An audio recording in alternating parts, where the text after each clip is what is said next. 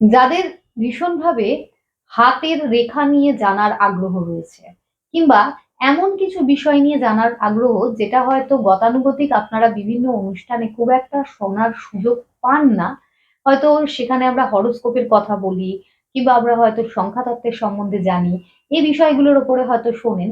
কিন্তু খুব রেয়ার থাকে যেখানে এমন কিছু আহ বিষয়ের উপরে আলোচনা হয় যার মাধ্যমে আপনাদের একটা বিরাট ইনফরমেশন পাওয়ার সুযোগ থাকে। সেই মাধ্যমটা যেমন আমি বললাম, হাতের রেখা হোক, পায়ের আঙুল হোক, হাতের আঙুল হোক, এগুলো একটু ডিফারেন্ট সাইডের, কিন্তু এগুলো নিয়ে জানার আগ্রহ তো সকলেরই আছে। আজকেও জানার আগ্রহের জায়গাটা রয়েছে, জানানোরও সুযোগ রয়েছে। এবং চলুন তাহলে সেই সুযোগটাকে কাজে আমরা আপনারা সকলে লাগিয়ে কিছুটা জেনে নিতে পারবো যে কিভাবে আমরা আমাদের যে স্বপ্ন, যার মধ্যে একটা প্রত্যেকেরই একটা জায়গা থাকে যে আমি আর্থিক দিক থেকে অনেক বেশি বলিষ্ঠ বা অনেক বেশি স্ট্রং যেন হতে পারি, সেক্ষেত্রে আজকের এই অনুষ্ঠান কতটা হেল্প করতে পারে আপনাকে, কতটা আপনাদের গাইড দিতে পারে, গাইড করতে পারে। আমাদের সঙ্গে আছেন স্বনামধন্য অ্যাস্ট্রোলজার, স্বনামধন্য বাস্তুবিদ, হস্তরেখাবিদ ও সংখ্যাতত্ত্ববিদ শ্রী ভৃগু অনাদি। তাকে স্বাগত জানিয়ে অনুষ্ঠানে করছি। আপনাকে স্বাগত জানাচ্ছি দাদা। নমস্কার। উপস্থিত সকলকে আমার আন্তরিক প্রীতি, শুভেচ্ছা, ভালোবাসা, বড়দের শ্রদ্ধা ও নমস্কার জানিয়ে প্রত্যেক দিনের মতন আজকেও একটা বিশেষ অনুষ্ঠান নিয়ে আলোচনা করব। যে জিনিসগুলো আপনারা বেশি করে জানতে চান, তার মধ্যে থেকে রেয়ার লোক জানতে চেয়েছে, তার মধ্যে থেকেও একটা ব্যতিক্রম বিষয় যেগুলোর গুরুত্ব প্রচুর ছিল, এখনো আছে, আগামীতে থাকবে, সেটা নিয়ে বলবো। তখন ও বাবা, ঠিকই তো, এটার বিরাট গুরুত্ব। কিন্তু এখনকার প্রজন্মের ছেলেমেয়ে অত জানে না, বুঝতে চায় না। কিন্তু বুঝতে না চাইলে জীবনের বাইরে আপনি চলে গেলেন। তা যেমন অনেকে ভাগ্য জানে না, ভাগ্য বোঝে না, মানে না। মানে না মানে সেটা নেই তা নয়। ঠিক সেই অ্যাঙ্গেলে আজকে আলোচনা করবো। সুপর্ণা, আজকে আমরা জেনে নিই, চলুন, যে পায়ের আঙুলের নখ দেখে কিভাবে কেউ কোটিপতি হবেন কি এই বিষয় নিয়ে বোঝা যেতে পারে, যদি আজকে এই বিষয়ে কিছু গাইডলাইন দেন। দেখো, শুনে হয়তো একটু অবাক লাগছে, শুনে তোমারও হয়তো লাগে। তোমাকে একটা দুটো উদাহরণ দিলে তোমার এবং সবারই মনে পড়ে যাবে। আগে বলতো বেশ সুন্দর একটা ব্যাকগ্রাউন্ড মিউজিক, মায়ের মন্দির পাশেই একটা বাজনা বাজছে, ভালো পরিবেশ। অমাবস্যা গেছে সদ্য সদ্য, তা আজকে তার মধ্যে রেকর্ডিং করছে, এটা শনিবার। এই পরিবেশের মধ্যে দাঁড়িয়ে এই পরিবেশের কথাটা বলতে ইচ্ছা করছে। আগে দেখবেন মা বোনেরা, মায়েরা বিশেষ করে, কোনো বাড়িতে কারো সম্বন্ধ দেখতে গেলে ছেলের মারা, ও তো মা তুমি একটু চলে দেখাও তো, তোমার দেখবে কথাগুলো মনে পড়বে। তোমার মাকে কেউ বলবে, মা তুমি একটু পিছন পিছন একটু হাঁটো তো, একটু হাঁটো, আবার এদিকে ঘুরে আসো।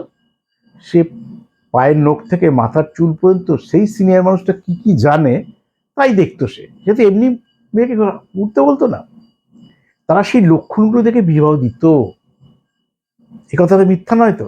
সেটা আপনি বিশ্বাস নাও করতে পারেন, এখনকার প্রজন্মের ছেলেমেয়েরা বিশ্বাস নাও করতে পারেন। এটা হতে পারে। ধরুন আপনি ভাগ্যের কিছু জানেন না, মেয়েটা হাঁটতে পারে কিনা দেখলেন, মেয়েটা ব্যাকা হাঁটে কিনা দেখলেন। চলা বলার একটা ব্যাপার আছে না? কথা না বললে বোবা কিনা বুঝতে যেমন পারবেন না, সেরকম আপনি তার হাঁটা চলা না দেখলে বুঝবেন কি করে। এখানে ভাগ্যের পরিস্থিতির জন্য আঙুলের গুরুত্ব, এ টু জেড গুরুত্ব জীবনে মানুষের সব কটাই আলাদা আলাদা লক্ষণ।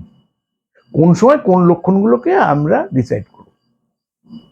বিয়ের জন্য আমরা ম্যান টু ম্যান ভ্যারি করে, সে তার মতন করে, কেউ বড় চুলালা পছন্দ করে, কেউ ছোট চুলালা পছন্দ করে।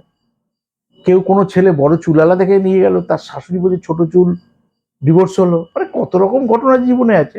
তাহলে ভাগ্যের উন্নতি না আর্থিক, এটা ঘর করার নয় কিন্তু।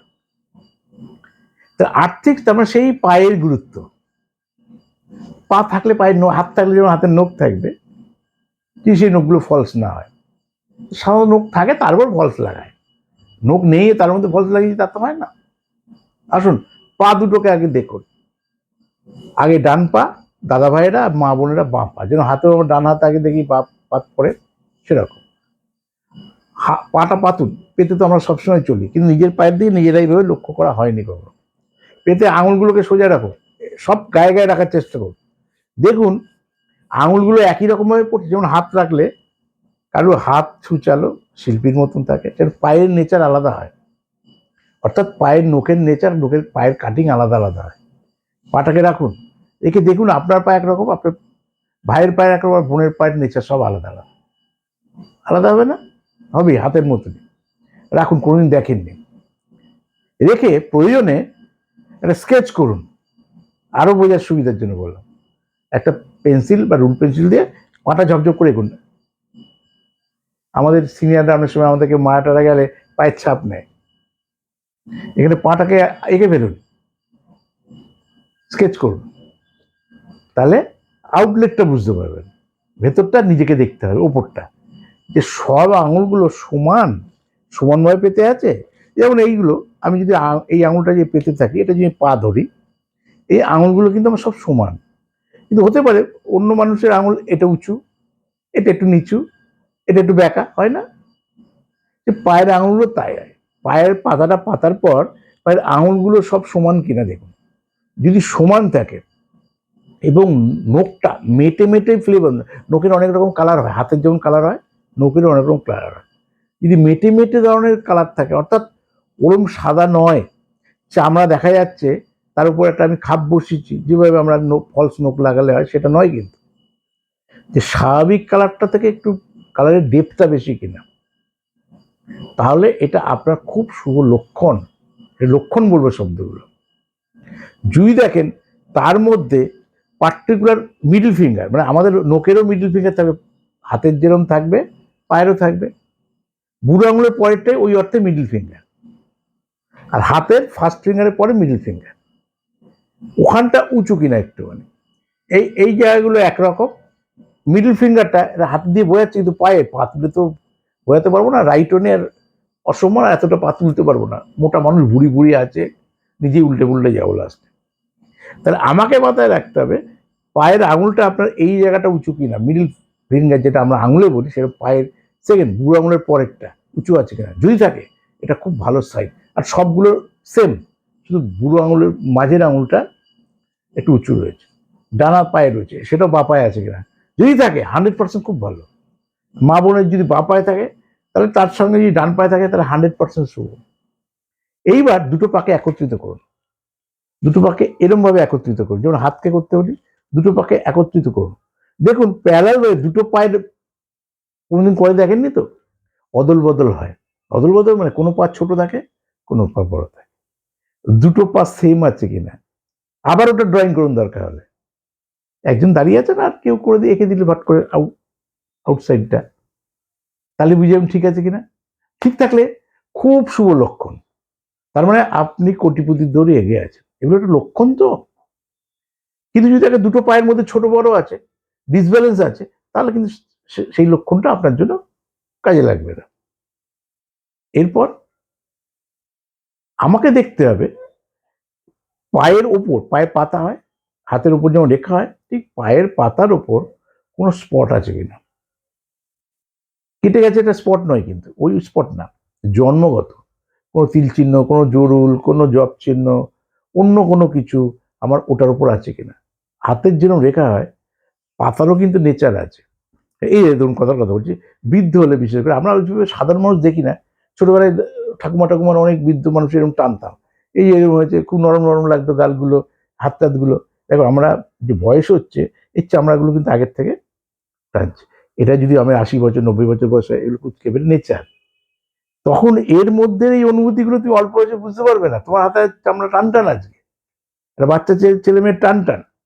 ঠিক সেরকম পায়ের উপরের অংশের নেচারটা কেমন, দেখ কোনো স্পট আছে কিনা, কোনো তিল চিহ্ন আছে কিনা, কোনো জাল চিহ্ন আছে কিনা, কোনো জুরুল আছে কিনা।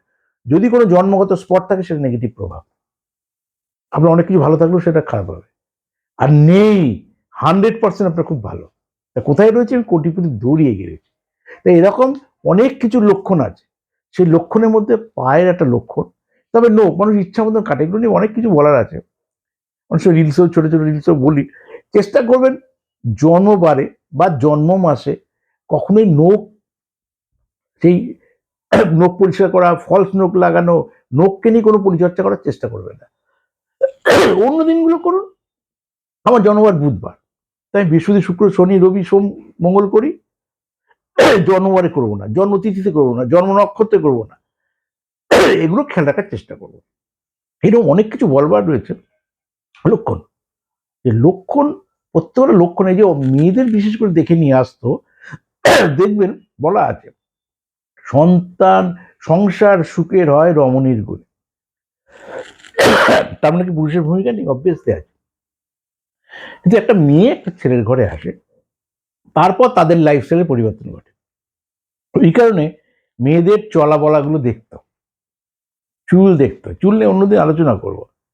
আজকে চুল নেই, চুল ওর বোনের চুল প্রচুর, আর সুপর্ণার চুল ছোট, হয়তো পছন্দ করে ছোট চুল, ওর হয়তো বড় চুল পছন্দ করে, জানি না। কিন্তু বক্তব্য যে দুজনের দুই ডাইমেনশন চুল, এটা নিয়ে পরবর্তী আলোচনা, চুলের লক্ষণ নেই। তাই যারা এই জিনিসগুলো একটু ফলো করুন, তার পরবর্তীকালে আমি তো রয়েছি সুপর্ণা। দর্শকদেরকে আমরা বলে দিই, যারা যারা কন্ট্যাক্ট করবেন, আজকের এত সুন্দর একটা ইনফরমেশন যে পেয়েছেন, এই ইনফরমেশনটা পাওয়ার পর এবারে আপনাদের কি কাজ করার আছে, অবশ্যই ব্যক্তিগতভাবে যদি মনে হয় যে যোগাযোগ করে আরো ভালোভাবে নিজের বিষয় জেনে নেবেন, তাহলে সেটা করতেই পারেন। আর সেটা করার জন্য আপনাকে যেটা প্রথম কাজ করতে হবে সেটি হলো যে নামের বুকিংটা ফার্স্ট কাজ। সেটা আপনি চেম্বারে যদি যেতে চান, তাহলে প্রথম কাজ হচ্ছে নামের বুকিং করে নেওয়া। 9830143766 নাম্বারে বুকিং করে প্রত্যেক সপ্তাহের বুধবার আপনারা রাসবিহারী এভিনিউ, প্রত্যেক বৃহস্পতিবার, শনিবার, রবিবার খড়দায়, প্রত্যেক শুক্রবার শিয়ালদায় যোগাযোগের সুযোগ পেয়ে যাচ্ছেন। আর যদি অনলাইন গাইডলাইন হয়, তাহলে সেটা আপনি জানালে আপনি পাচ্ছেন হোয়াটসঅ্যাপ নাম্বার, যেটি সেখানে পাঠাচ্ছেন নিজের নাম, আপনার বার্থ ডেটা, দু হাতের ছবি, যেটা আপনার জিজ্ঞাসা সেটা, আপনার গার্জিয়ানের নামের প্রথম অক্ষর যেটা সেটা, আর যেটা ফিজ, সেই পারিশ্রমিকটা পাঠিয়ে দেওয়ার 48 ঘন্টার ভিতরে আপনারা নিজেদের যেটা জিজ্ঞাসা তার উত্তরটা বা রিপ্লাইটা জানবেন। আজ অনুষ্ঠানে এই অবধি। দাদাকেও অনেক ধন্যবাদ জানাচ্ছি আজকে এত সুন্দর একটা ইনফরমেশন সকলের কাছে জানানোর জন্য, এবং দর্শক বন্ধুদেরও বলতে ভালো থাকবেন প্রত্যেকে। নমস্কার।